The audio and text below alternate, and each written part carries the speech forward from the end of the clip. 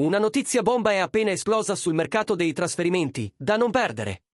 Siamo qui per raccontarvi tutti i dettagli di questo trasferimento che potrebbe avere un impatto diretto sul Napoli. Ma prima, lo sapete, vero? Lasciate un like, iscrivetevi al canale e attivate le notifiche per rimanere aggiornati su tutte le novità del club. Ora, senza ulteriori indugi, andiamo al sodo. Il Napoli potrebbe prendere una decisione importante sul futuro di Elia Caprile.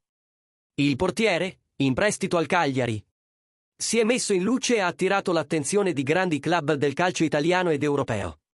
Nonostante la sconfitta per 2-1 contro il Bologna, Caprile è stato uno dei migliori in campo e si è affermato come uno dei nomi principali della squadra sardegna.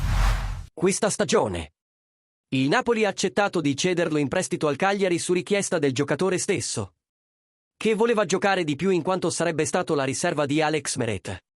Il contratto prevede un'opzione di acquisto fissata a 12 milioni di euro, ma è improbabile che il club sardo sia in grado di pagare tale cifra. La domanda che ci si pone ora è: il Napoli deve dare una chance a Caprile nella prossima stagione o venderlo definitivamente?